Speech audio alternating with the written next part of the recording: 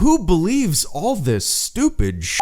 From Galaxy's Edge being rebranded to an Aladdin land, to there being a knockdown drag-out fight between people at Lucasfilm, to a shitload of self-deceptive, willfully gullible wishful thinkers spreading a rumor that Kathleen Kennedy was getting fired in 2017 only to have her contract renewed for another 3 years. Or to the late 90s with Super Shadow. What about now?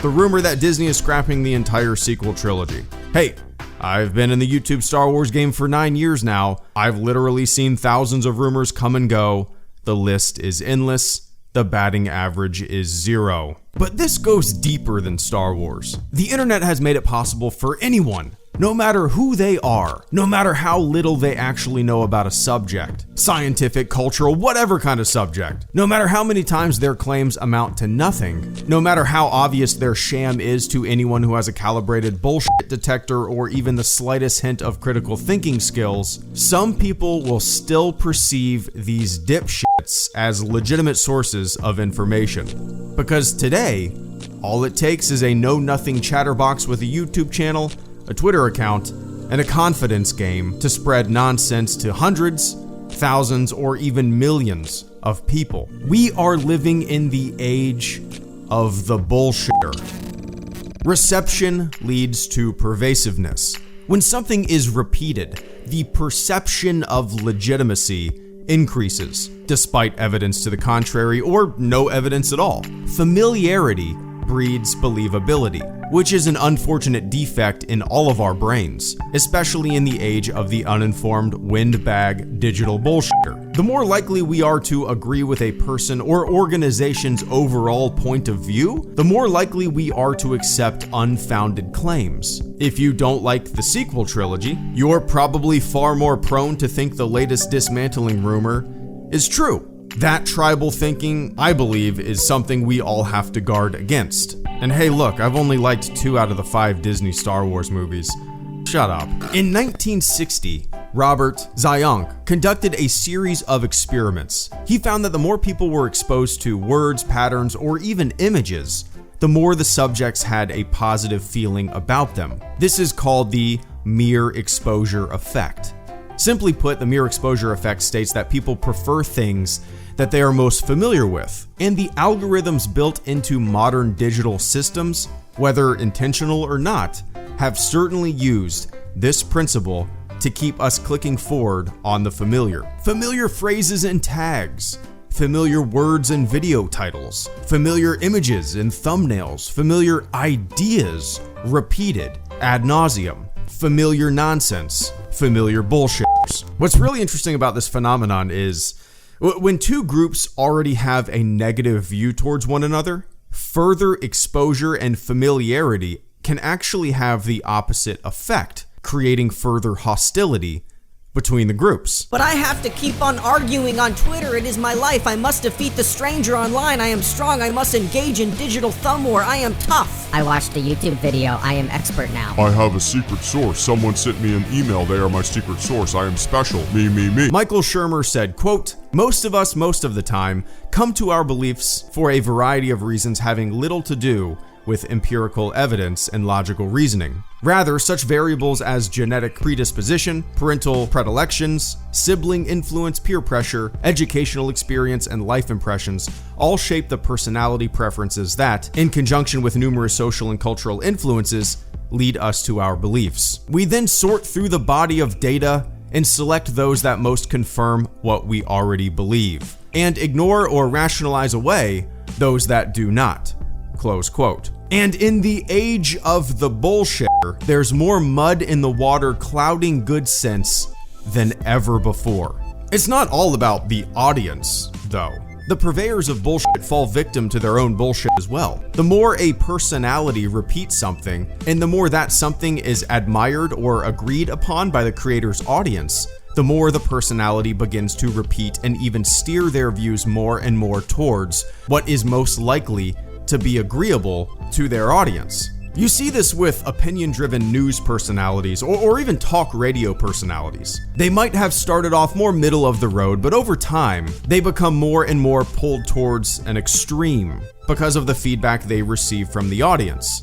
or where the most money can be found. Let's be honest, let's face it. For the most part, revenue majorly increases when a more extreme or salacious perspective is adopted. They might start from a place of good sense and understanding, only to be pulled more and more to an extreme by pats on the back and agreeability from an audience. Digital wins in a digital sale. Obviously, there are a ton of creator camps. One camp of creator fully believes what they are selling, and over time, their nonsense calcifies. Another camp of creator knows they're bullshitting, putting on an Andy Kaufman-esque routine, intentionally stirring people up, not because they believe it, but because they like getting a reaction out of people. A troll, seeing how far their joke can go. And I love that. I love a good troll. Another camp is what I call revenue rats. No matter what gets thrown out into the digital void of the internet, they will eat it up and spit it out. Because hey, who gives a shit? Gotta get that ad revenue. None of this solely applies to individual creators, despite them being the biggest shovelers of shit. It also applies to organizations. Organizations that see digital trends and try to stir up their own pot of shit to stay afloat. Regardless, there's still a huge difference between a journalistic institution with decades of experience and esteem, one which prides itself on fact-checking itself and presenting in-depth evidence, and individuals who simply turn on their webcam or let their fingers fly without any other voices saying, hey, I think that might be fucking bullshit. A lot of websites pump out entertainment news. Some are great. Some only report on interesting stories or legitimate information and have a solid bullshit detector built into the bones of their organization. Other websites have zero integrity. They are the equivalent of gas station tabloid magazines that talk about Queen Elizabeth being a lizard person. These sites are so full of shit, the fact that I have seen some sizable YouTubers use them as sources is frankly embarrassing. It's like the Great Pacific Garbage Patch, but instead of an ocean current vortex of plastic, it's an internet vortex of bullshit. Bullshitter A reports on a big bowl of nothing. Bullshitter B picks up on what Bullshitter A is putting down. Bullshitter C reports on what Bullshitter B got from Bullshitter A. Feed the vortex. I've literally seen these dumb websites report on stories that were started by YouTubers who have a 0 batting average. And then I've seen other YouTubers report on what those dumb websites were reporting on from the YouTuber with a 0 batting average. It's fucking weird. It's the latest and greatest transparent digital racket. Gotta get that ad revenue. Social media.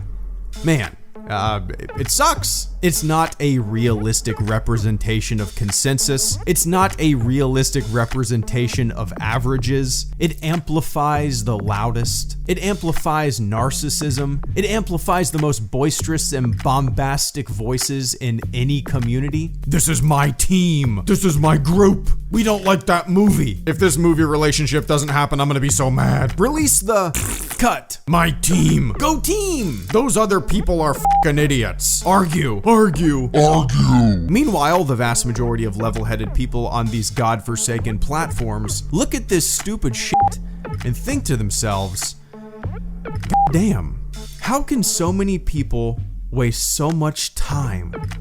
Go for a jog. We all have to try to not feed the obvious ridiculousness. The internet is complicated. It's the new town square where the loudest and most bombastic voices intensify, where exaggerations and conjecture are perceived and spun as fact.